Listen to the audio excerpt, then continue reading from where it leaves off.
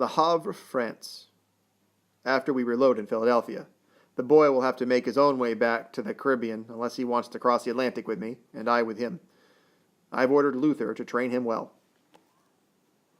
4 o'clock in the afternoon. All gear had been stowed away long ago, the decks hosed to wash down shore dust, and countless other ship-keeping chores performed. Not until that time, work done for the day and night, unless there was a shift of sails, could Timothy fully take it all in, the sights and sounds. Then he realized he was indeed at sea, that the life he'd always wanted had finally begun. He would not awaken in Bacawal tomorrow.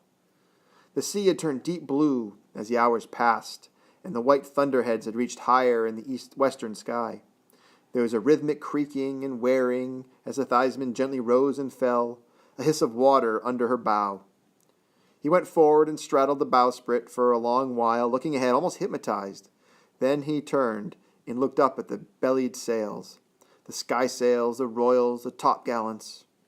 He walked along the tar-seamed warm deck aft to stand at the starboard rail near the big steering wheel, watching Horace Simpson move the spokes, wondering how long it would be before the captain and mate trusted him at the helm. Mr. Tanner had the watch. The captain was still in the whites he'd worn on departure, white shirt, white pants, white shoes, and a blue cap from which he peeked curls of white hair. He was smoking a pipe and had a faraway look on his face. Timothy knew for many reasons that he'd never look so fancy as his captain. When he got his own schooner, whenever that would be, he'd have bare feet, and his pants might be tattered, his shirt worn and stained. But how he dressed would not matter. What would matter was being master of the Hannagums.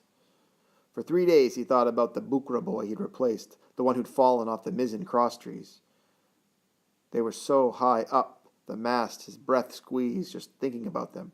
The crosstrees were a pair of horizontal timbers that supported the tiny highest platform on the mizzenmast. From the deck, they looked like they might scrape the clouds. Sooner or later, Timothy knew he'd have to climb all the masts to furl sail against the yards, going up in fair weather or raging storms, hang on when the ship plunged or rolled. He wondered this first day out, when the seas were calm and the breeze light, if he had the courage to make the climb. Do it now. For about 20 minutes he stared up at the succession of rope ladders that led to the yard of the mizzen royal, then took a deep breath and swung up on the first hard rope rung of the shrouds, eyes glued to the top of the mast. He was moving slowly back and forth, a dizzying 200 feet above.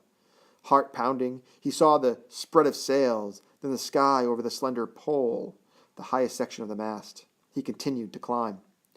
Horace Simpson saw him high above the deck and shouted, "Don't look down!" Captain Roberts turned his head slightly to watch. Pausing a moment, mounting fear binding his chest, Timothy thought of backing down, 1 foot at a time, but he knew that Horace, and probably the chief mate, and the captain were looking up at him. Maybe others by now. Then suddenly, thinking about where he was, clinging to the ratlines, he looked down and froze. Unable to go up, unable to go down. He was like a fly caught in glue.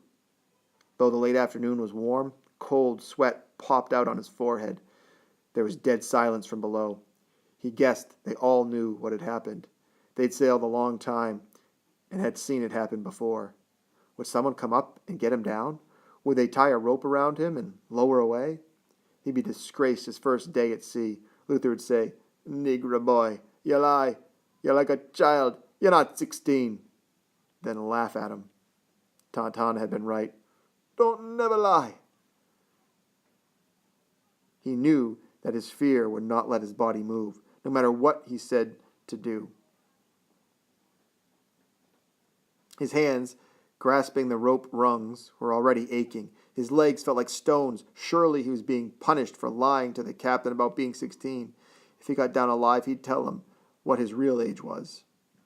Would they just let him stay up there until there was no strength left in his arms and legs? He'd fall from the sky like a shot bird, dying like the Bucra boy. Would they let him stay up there when it turned night? The only sounds came from the wind's whisper on the sails and the song of it on the lines and stays and the creaking of the blocks.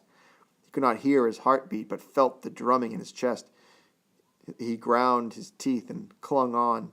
He had no way of telling time, but it seemed that almost an hour passed. He was still stuck like a weak, sick fly. The sun was lowering, and the smell of fish frying from Thomas's galley began to rise up the mast. Yet Timothy could not bring himself to yell, "Come get me down! Please, come get me down!" After a while he heard Thomas summoning the crew to eat and knew that the captain and Mr. Tanner had gone below for their meals. Maybe Horace was no longer manning the helm. They were ignoring him as the sinking sun slanted along the mizzen skysail, brushing it with gold. He looked up at his goal, the crosstrees above the foot of the mizzen royal, and tried to unlock his fingers from the rung above and move a leg at the same time. He swallowed and set his teeth, but his body parts still didn't work. They were paralyzed. He clung to the ratlines when the sun went down, turning the sea gray. The sails became shadowy. The breeze took on a chill edge. He glanced toward the stern of the Theisman and saw a wide path of white water that would soon turn light yellow as the sun set. He now knew the crew planned to let him stay on the shroud rungs all night if he chose to do that, die if he might. Just before total darkness, he felt a swaying of the ladder ropes beneath him and heard a voice say, "Move up! Move on up to the crosstrees, Timothy, one step at a time." Then Horace Simpson touched his ankle and said, "One step at a time and going up, boy." Timothy felt his hands unlock and strength came back to his knees, and he reached for the next rung. Horace talked the whole 60 feet up to the mizzen crosstrees, saying it wasn't any disgrace to freeze up there the first time you did it, saying Luther had bet him a quarter the boy didn't either stay up there all night or fall out like the last one. Horace said they'd wait up there until moonshine. There was always a fine view on a moonlit night. Sitting on the narrow platform, waiting for the moon, feet dangling, Timothy confessed to Horace that he was only 14. "Don't tell no one. Not even the captain? Not no one. No man. You are the longer you live out here," said Horace. "Not no one. More men you are the longer you live out here," said Horace. Timothy realized Horace was right and decided to keep his mouth shut. Horace said he'd spent almost 50 years at sea working a topsail schooner out of Mobile on his first voyage in 1838 at the age of 14. He spent his plantation boyhood on the banks of the muddy Tombigbee, which joined the Alabama River and emptied into the sea at Mobile. Timothy wondered why Horace hadn't become a captain or at least a mate in all his years at sea. Not many black mates and no black captains on big ships like this one," Horace said. "Luther's black. Only part makes a difference." "You were a slave boy?" Timothy asked. He could barely see Simpson's face in the early darkness. "Uh-huh. Then a slave man. Till Mr. Lincoln's time. So I don't get no chance to be a mate. But being on ships was better than working cotton." Perched high in the warm night, fear finally gone, Timothy told Horace about wanting to have his own schooner and run down the windwards and leewards with passengers and crew. That was his never-ending dream, he said. Horace laughed softly and said he thought Timothy ought to learn how to sail before thinking of being a captain of his own vessel. They descended from the mizzen crosstrees after moonrise, about 10 o'clock. Luther Oyston had the watch and Phelps was on the helm. Oyston said to Horace, "I owe you nothing. You helped him down." Horace said, "Nice night, bosun," as they headed out for the forecastle. In his bunk, as the Theisman tacked back and forth, going southward to Rio, Timothy wondered if the farther he'd never known, was anything like Horace Simpson. Or was he like the cruel Bahan, Luther Oyston?